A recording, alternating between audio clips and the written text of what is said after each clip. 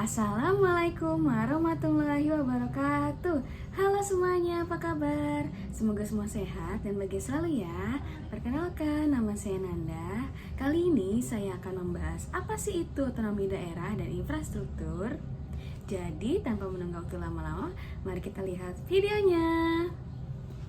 Baik teman-teman, di sini saya akan membahas tentang otonomi daerah dan infrastruktur. Pertama kita akan membahas otonomi daerah. Otonomi daerah adalah pemberian kewenangan kepada pemerintahan daerah untuk secara mandiri mengatur dan mengelola urusan nasional. Dan kata lain, pemerintah daerah memiliki hak dan kewajiban untuk membuat keputusan yang berkaitan dengan kepentingan lokal. Artinya wewenang dan tanggung jawab ditransfer ke tingkat daerah yang lebih rendah dari pemerintah pusat. Pengertian menurut Undang-Undang. Undang-Undang Republik Indonesia Nomor 5 Tahun 1974 menetapkan otonom daerah sebagai hak, wewenang, dan kewajiban daerah untuk mengatur dan mengawasi masyarakatnya sendiri sesuai dengan peraturan perundang-undangan yang berlaku. Undang-Undang Republik Indonesia Nomor 22 Tahun 1999 sebagai kewenangan daerah otonom untuk mengatur dan mengurus kepentingan masyarakat setempat sesuai dengan peraturan perundang-undangan. Undang-Undang Nomor 32 Tahun 2004 dan Undang-Undang Nomor 23 Tahun 2014 tentang pemerintahan daerah mendefinisikan otonomi daerah sebagai wewenang dan kewajiban daerah otonom untuk mengatur dan mengurus sendiri urusan pemerintahan dan kepentingan masyarakat lokal sesuai dengan peraturan perundang-undangan. Pengertian menurut para ahli. Bayu Suryaningrat mendefinisikan otonomi daerah sebagai kemampuan untuk mengelola dan mengawasi rumah tangga daerah. Sebagaimana dikutip oleh Inyoman S. Hoesien menggambarkan otonomi daerah sebagai pemerintahan yang dilakukan oleh rakyat di bagian wilayah nasional suatu negara melalui lembaga pemerintahan yang secara formal berbeda dari pemerintahan pusat. Amrah Muslimin berpendapat bahwa otonomi berarti berpemerintahan sendiri berdasarkan paham catur praja, yang terdiri dari fungsi membentuk perundangan, pelaksanaan, kepolisian, dan peradilan. Pemerintah otonom melakukan keempat tugas ini untuk menyelenggarakan kesejahteraan masyarakat di daerah yang pemerintah pusat tidak dapat. Tujuannya yang pertama ada kesetaraan politik atau political equality, yaitu hak warga negara untuk mendapatkan kesetaraan atau kesamaan politik. Yang kedua, tanggung jawab daerah atau local accountability, yaitu masyarakat daerah dapat secara langsung ikut bertanggung jawab dalam membangun dan mengembangkan segala potensi sumber daya alam atau SDA, sumber daya manusia atau SDM, dan sumber daya buatan atau SDB yang ada pada daerah bagi kesejahteraan dan kemakmuran rakyat dan daerahnya. Yang ketiga, kesadaran daerah atau local responsiveness, yaitu kesadaran daerah untuk menumbuh kembangkan segenap potensi yang dimiliki bagi pemasyarakat maupun negara. Selanjutnya ada asas-asas, yaitu pertama ada sentralisasi, yaitu kekuasaan dipusatkan atau disentralisasikan pada pemerintah pusat yang hanya berlaku di rezim Orde Baru.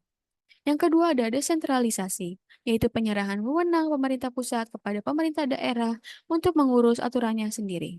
Yang ketiga ada dekonsentralisasi dan tugas pembantuan, yaitu pelimpahan wewenang oleh pemerintah pusat kepada gubernur sebagai wakil pemerintah pusat.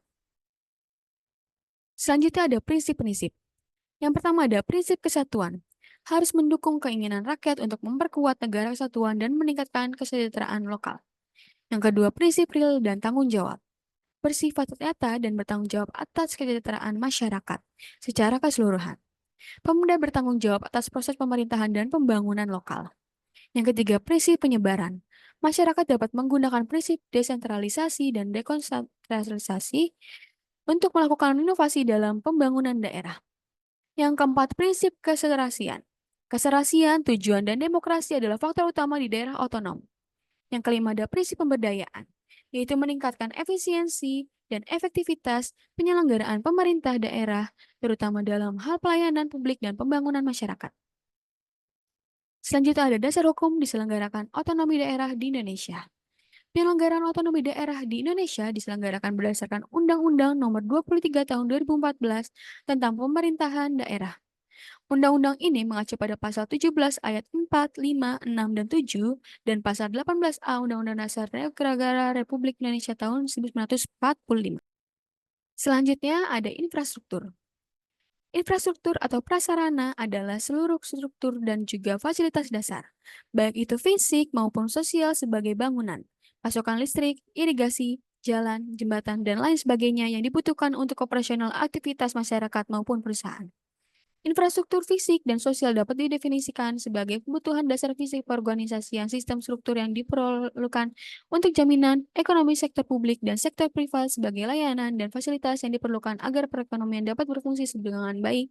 Istilah ini umumnya merujuk kepada hal infrastruktur teknis atau fisik yang mendukung jaringan struktur seperti fasilitas antara lain dapat berupa jalan, kereta api, air bersih, bandara, kanal, waduk, tanggul, pengolahan limbah, perlistrikan, telekomunikasi, pelabuhan secara fungsional, infrastruktur selain fasilitas akan tetapi dapat pula mendukung kelancaran aktivitas ekonomi masyarakat. Distribusi aliran produksi barang dan jasa sebagai contoh bahwa jalan dapat melancarkan transportasi pengiriman bahan baku sampai ke pabrik kemudian untuk distribusi ke pasar hingga sampai kepada masyarakat. Selanjutnya ada jenis-jenis. Yang pertama, infrastruktur ekonomi. Infrastruktur ekonomi merupakan aset fisik yang menyediakan jasa dan digunakan dalam produksi dan konsumsi final. Meliputi public utilities atau yaitu telekomunikasi, air minum, sanitasi, dan gas. Public works yaitu bendungan, saluran irigasi, dan drainase. Serta sektor transportasi yaitu jalan, kereta api, angkutan, pelabuhan, dan bandara. Yang kedua ada infrastruktur sosial, yaitu infrastruktur jenis ini merupakan aset yang mendukung kesehatan dan keahlian masyarakat, meliputi pendidikan, yaitu sekolah dan perpustakaan, kesehatan, rumah sakit dan puskesmas, serta untuk rekreasi, yaitu taman, museum, dan lain-lain. Yang ketiga, ada infrastruktur administrasi atau institusi.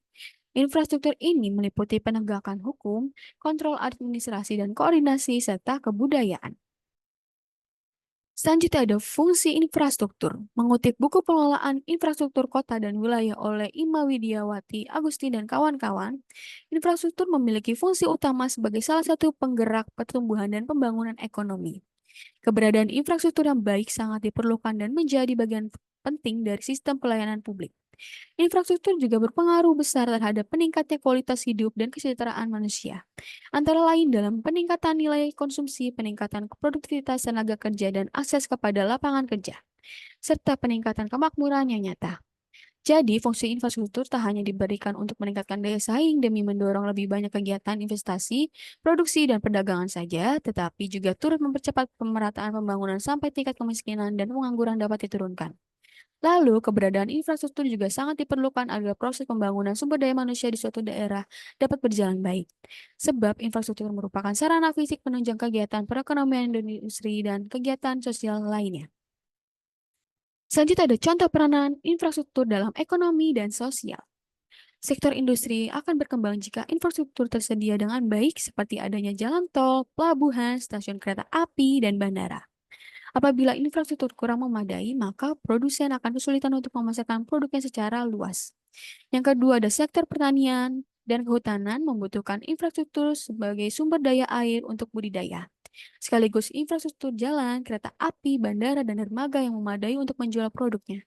Apabila sarana infrastruktur kurang memadai, hal ini akan berpengaruh angka penjualan dan dampak besar pada sektor ekonomi. Selanjutnya kategori infrastruktur. 6 kategori besar infrastruktur atau GRID, yaitu ada pertama kelompok jalan, yaitu ada jalan, jalan raya, jembatan. Yang kedua kelompok pelayanan transportasi, ada transit, jalan rel, pelabuhan, bandara udara. Dan tiga ada kelompok air, yaitu air bersih, air kotor, semua sistem air termasuk jalan air. Yang keempat ada kelompok manajemen limbah, yaitu sistem manajemen limbah padat. Yang kelima, kelompok bangunan dan fasilitas olahraga luar. Yang keenam, ada kelompok produksi dan distribusi energi, yaitu listrik dan gas. Selanjutnya ada fasilitas fisik infrastruktur atau GRID, yaitu pertama ada sistem penyediaan air bersih termasuk dam, reservoir, dan transmisi, treatment, dan fasilitas distribusi. Yang kedua ada sistem manajemen air limbah, termasuk pengumpulan, treatment, pembangunan, dan sistem pemakaian kembali. Yang ketiga ada fasilitas manajemen limbah padat. Yang keempat ada fasilitas transportasi termasuk jalan raya, jalan rel, dan bandar udara. Termasuk di dalamnya adalah lampu, sinyal, dan fasilitas kontrol. Yang kelima ada sistem transit publik. Yang keenam ada sistem kelistrikan termasuk produksi dan distribusi. Yang ketujuh ada fasilitas pengelolaan gas alam. Yang kedelapan ada fasilitas pengaturan banjir, drainase, dan irigasi. Yang kesembilan ada fasilitas navigasi dan lalu lintas atau jalan air. Yang ke-10 ada bangunan republik seperti sekolah, rumah sakit, kantor polisi, fasilitas pemadam kebakaran. Dan yang ke-11 ada fasilitas perumahan, yang ke-12 ada taman, tempat bermain, dan fasilitas rekreasi termasuk stadion.